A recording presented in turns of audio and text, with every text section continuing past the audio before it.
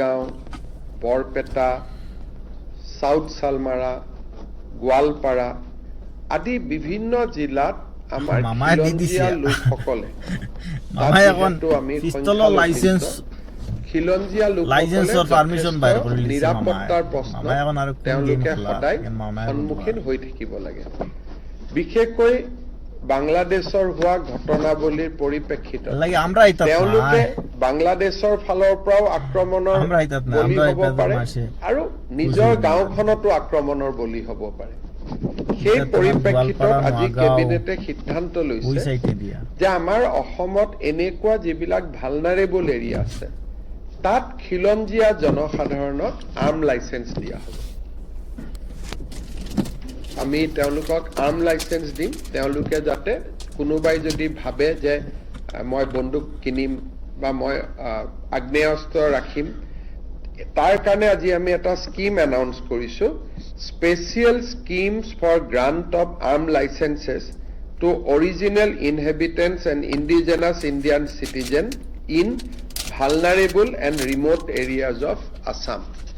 আমাৰ বহুত সময়ত আমি দেখা পাওঁ যে নিৰাপত্তাৰ প্ৰশ্নত তেখেতসকল ভোগ কৰি থাকে আৰু বিশেষকৈ এতিয়া যিহেতু বাংলাদেশী নাগৰিক আদি বিতৰণৰ বহুত কাম আমাৰ চলি আছে, গতিকে এই অঞ্চলবিলাকত আমাৰ যিখিনি থলুৱা খিলঞ্জীয়া লোক আছে তেওঁলোক যথেষ্ট নিৰাপত্তাৰ এটা শংকাত ভুগি থাকে আৰু কিছুমান গাঁৱত অকণমান তেওঁলোকৰ পপুলেশ্যন আছে।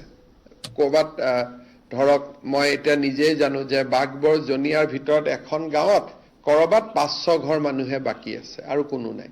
গতিকে এতিয়া সেই মানুহখিনিৰ কোনোবাই যদি চৰকাৰে বন্দুকটো কিনি নিদিয়ে, কিন্তু কোনোবাই যদি লাইসেন্স বিচাৰে আমি তেওঁলোকক উদাৰভাৱে লাইসেন্স দিম যাতে তেওঁলোকে নিজৰ ৰক্ষণাবেক্ষণ কৰিব পাৰে। এইটো এটা সেই অঞ্চলৰ মানুহৰ বহুদিনীয়া এটা অনুৰোধ আৰু দাবী আছিলে। ইয়াৰ ফলত ঢিং, ৰূপহী, লাহৰীঘাট এই অঞ্চলবিলাকৰ পকেটত যিবিলাক আমাৰ অসমীয়া মানুহ এতিয়াও আছে তেওঁলোকে সদায় ভয়ত জাগাখিনিৰ পৰা ওলাই আহিব লাগে, মাটি বাৰী বিক্ৰী কৰি ওলাই আহিব লাগে। এতিয়া আমি তেওঁলোকক কৈছো যে চৰকাৰে আপোনালোকে লাইসেন্স খুজক, আমি আৰ্মছ লাইসেন্স আপোনালোকক দি দিম, আপোনালোকে তাত অন্তত এটা সাহসেৰে সৈতে থাকিব পাৰিব। চৰকাৰেতো সাহস দিয়ে আছে, এটা অতিৰিক্তভাৱেও আপোনালোকে এটা সাহস পাব। এই এটা সিদ্ধান্ত আজি কেবিনেটে খুব এটা ইম্পৰ্টেণ্ট মাইলষ্টন।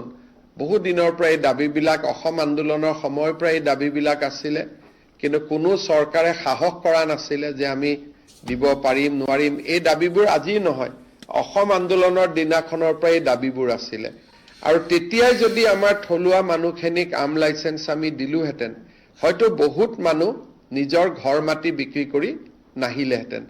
আজি কেবিনেটে যিটো আমাৰ যিটো জাতি মাটি ভেটিৰ যিটো কল্পনা তাক আমি আগুৱাই লৈ গৈ আজি আমি সিদ্ধান্ত লৈছো যে য'তে অসমীয়া মানুহ সংখ্যালঘিষ্ঠ, থলুৱা মানুহ, জনজাতীয় লোক য'তেই সংখ্যালঘিষ্ঠ তেওঁলোকে তাতে আৰ্মছ লাইসেন্সৰ কাৰণে আবেদন কৰিব পাৰিব আৰু চৰকাৰে উদাৰভাৱে তেওঁলোকক আৰ্মছ লাইসেন্স দিয়াৰ ব্যৱস্থা কৰিব। কিন্তু এইটো নহয় যে আমি বন্দুকটো কিনি দিম, সেইটো কনফিউজ কৰিব নালাগে। আমি কাকো বন্দুক কিনি নিদিওঁ, কিন্তু কোনোবাই যদি আৰ্মছ বিচাৰে তেতিয়াহ'লে আমি তেওঁলোকক আৰ্মছ আমি দিয়াৰ ব্যৱস্থা কৰিম। ইণ্ডো বাংলা বৰ্ডাৰ শব্দটো আমি তোমাৰ আমাৰ মতো বেটাইন দিতা তার বুঝার আজিয়ে কিয় কেবিনেটে ক্ষমতা নাই। সিদ্ধান্তটো ল'বলগীয়া হ'ল, কিন্তু রাজনীতির ভালনারেবল এণ্ড ৰিমোট এৰিয়া যে ফোর্সে এইটা বুঝে এটা মাত কথা এটা কিন্তু এটা মামায় কোন তালো ফোর্সে মামায় কিতা করে আর এটা মামায় বুঝে দিব। তো যাই হোক ভিডিওটা দেখলাম আর আমারও ফ্রেন্ড ফলোয়ার যারা আসন কইলাম তে আর আমিও উফরে লাগাইয়া তো দেখো তোমার কোৱাই নাই লাগে মোক ব্যক্তিগতভাৱে আবেদন কৰি থাকে, কিন্তু চৰকাৰতো আঁচনি নাছিলে। মোক দলে কৈ থাকে যে স্যাৰ আমাক